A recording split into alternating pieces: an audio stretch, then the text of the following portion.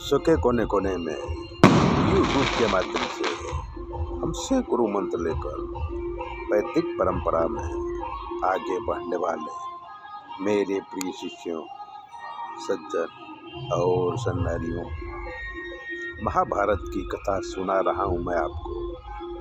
इसलिए चैनल को सब्सक्राइबर कर दीजिए ताकि पूरी कथा आप सुन सकें। ज्योतिष का कोई प्रश्न है तो 9825200108 पर फोन करके आप कुछ भी पूछ सकते हैं। आपके सारे प्रश्नों का निकाल हम तुरंत करेंगे। चलिए कथा शुरू करते हैं। कर्णवध की कथा। कौरवों और पांडवों में भयंकर युद्ध हो रहा था। तब कर्ण के पुत्र वृषसेन ने अर्जुन, भीमसेन और कृष्ण को बाण मारा। अर्जुन क्रोधित होकर बोले कि सुनो, तुम लोगों ने अभिमन्यु वध अनीति से किया है, पर मैं तुम लोगों के सामने ही वृषसेन का वध करूंगा और उसके बाद ही कर्ण का वध करूंगा। ऐसा कहकर अश्वत्थामा कर्ण और दुर्योधन के सामने ही धनुष चढ़ा के वृषसेन के गुप्त अंग में बाण मारा, जिससे वृषसेन वीर गति को प्राप्त हुआ। उसके बाद कर्ण और अर्जुन का रथ आमने सामने आया और दोनों एक दूसरे पर बाणों की वर्षा करने लगे।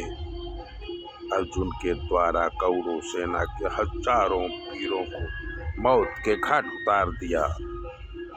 पूरी कौरव सेना भागने लगी। कर्ण भी हताश हो गए। तब अश्वत्थामा ने कर्ण को कहा कि अभी भी तुम पांडवों से संधि करके अपने प्राण बचा सकते हो। तब कर्ण माना नहीं और दुगनी ताकत से युद्ध करने लगा। अर्जुन बाण छोड़ते तो कर्ण के अनेक महारथियों का सर कटकर जमीन में गिर जाता। ये देख देवता लोग आकाश से पुष्पों की वर्षा करते। इंद्र आदि देवता आकाश में रहकर कर्ण और अर्जुन का भीषण युद्ध देख रहे थे। युद्ध के मैदान खून और मांस से कीचड़ हो गया था। तब कर्ण का रथ कीचड़ में फंस गया। तब कर्ण रथ से उतरकर रथ को कीचड़ से निकालने लगे और हाथ जोड़कर अर्जुन को कहा कि जब तक मेरा रथ बाहर न निकले तब तक तुम धर्म का पालन करते हुए मुझ पर वार नहीं करना, बाण नहीं चलाना। तब श्री कृष्ण बोले कि कर्ण, जब प्राण संकट में आए तब धर्म याद आता है।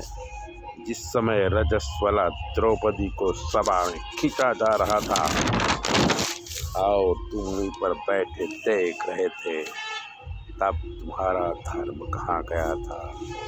ऐसा कहकर कृष्ण ने अर्जुन से कहा कि अब समय नष्ट न करो और कर्ण को मृत्यु शैया पर सुला दो।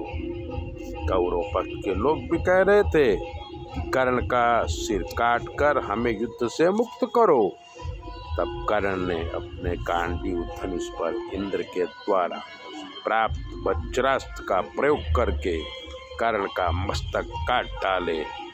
कर्ण के मरते ही कौरव सेना युद्ध छोड़कर भागने लगी। दुर्योधन ने सेना को रोकना चाहा पर कोई रुका नहीं। शाम होने से पांडव सेना विजय का नाद करते हुए शिविर में वापिस आई और आराम करने लगी।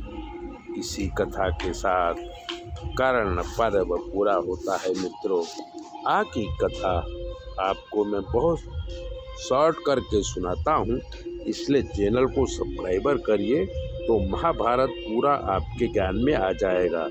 चैनल सब्सक्राइबर जरूर करें और अगर कोई कष्ट है तो 9825200108 पर फ़ोन करके कुछ भी पूछ लीजिए। जय बोले, अपना ध्यान रखिए।